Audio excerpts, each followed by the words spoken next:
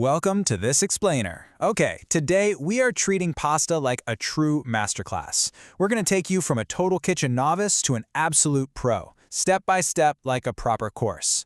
Whether you're just trying to figure out exactly how much spaghetti to boil for one person, or you're desperately looking to perfect a delicate cream sauce that just keeps breaking on you, we've compiled the ultimate guide for you.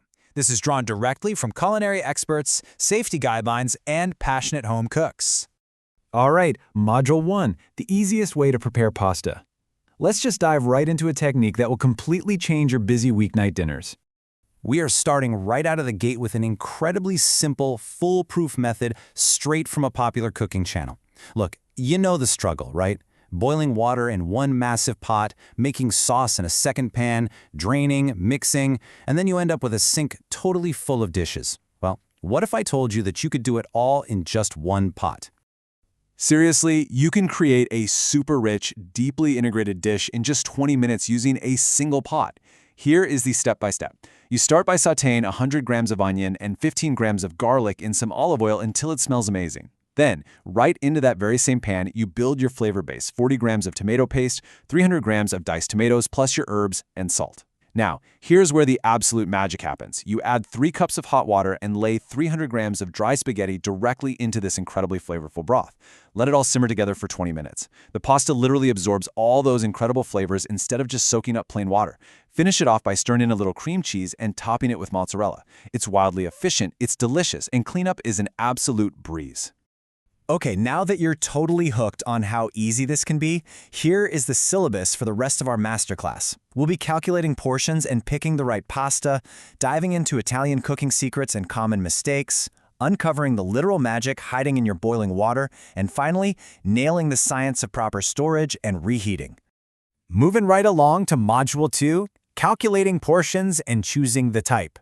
Before we even turn on the stove, we really need to know what we're working with. So how much do you actually cook? The golden baseline here is 100 grams of dry pasta per person. If you look at a standard 500-gram box from the store, it's designed to perfectly serve 5 people. Now, if you've got a particularly hungry crowd, the cooking community suggests bumping that up to maybe 125 or even 150 grams per person.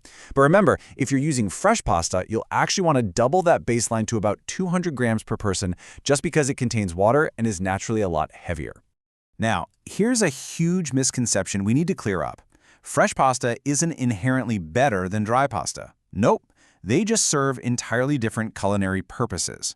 Fresh pasta is made with eggs, giving it this wonderfully soft, delicate, chewy texture that cooks in literally a minute or two. Dry pasta, though, is extruded from durum wheat and water, then dried out.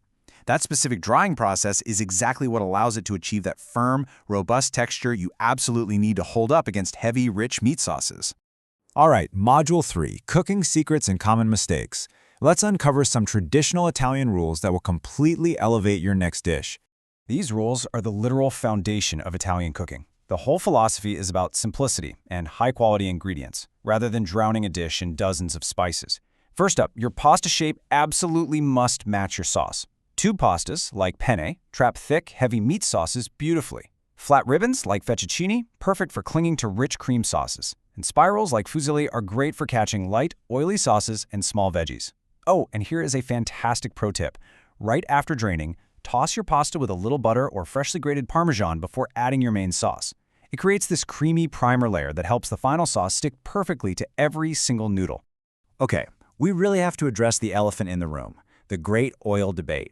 You've probably seen casual recipes suggesting you add a splash of oil to your boiling water so the noodles don't stink.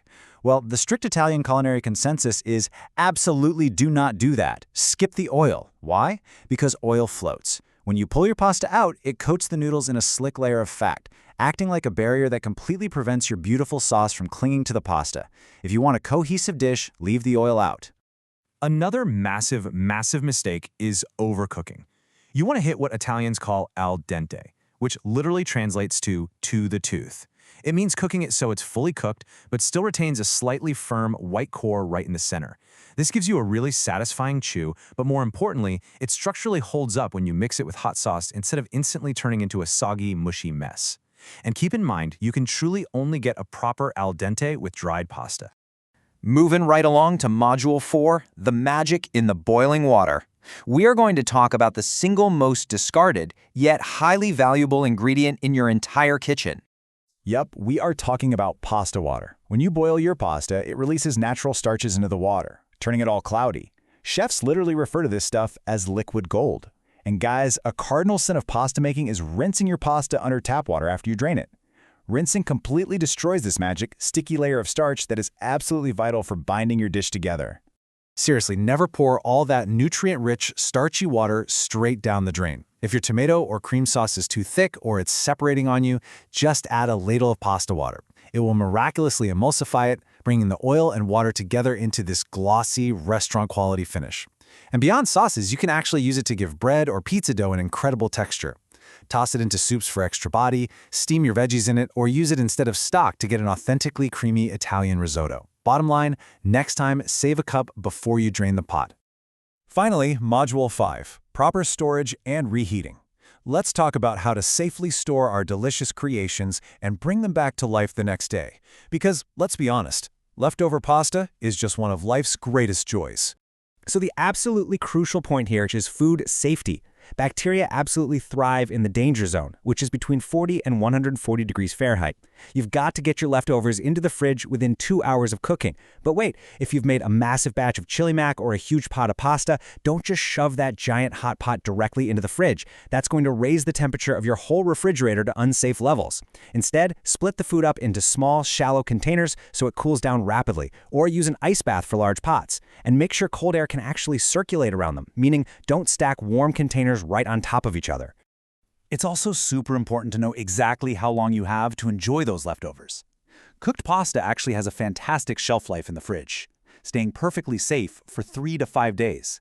And honestly, baked dishes like lasagna or macaroni and cheese usually taste way better on day 2 anyway, right? That resting time lets all those complex flavors marry together and deepen. But how do we actually reheat it without completely ruining the texture? Well, if you were smart and stored your leftover plain pasta separately from your sauce, you can use this amazing restaurant trick. Just bring a pot of water to a rolling boil. Put your cold, clumped-up pasta into a metal strainer and plunge the whole thing directly into the boiling water for literally just 30 seconds. Pull it out, and boom, it's completely revitalized, perfectly warm, and separated, without turning into a soggy mess. Now, what if you're dealing with a really tricky cream sauce like an Alfredo? The microwave is usually a total disaster for these, turning them into a sad, separated pool of oil. Instead, slow, indirect heat is your best friend here. Set up a double boiler, or just a glass bowl set over a simmering pot of water. Put your pasta in the top, add a little splash of fresh milk or cream to help re-emulsify the fats, and just stir gently as it warms up. If it still starts to separate on you, chefs recommend pulling it off the heat immediately and vigorously whisking in just a tiny bit of egg yolk or even a pinch of flour to bind it all back together. It's a lifesaver. And there you have it. You've officially got the Masterclass toolkit. You know how to portion like a pro, pair the perfect shapes, utilize that liquid gold pasta water, and safely resurrect your leftovers. The science and the traditional Italian secrets are all yours now. So get in there, experiment, avoid those common pitfalls, and really elevate your daily meals. The only question left is, what masterpiece are you going to create next in your kitchen? Thanks so much for joining me on this explainer, and happy cooking.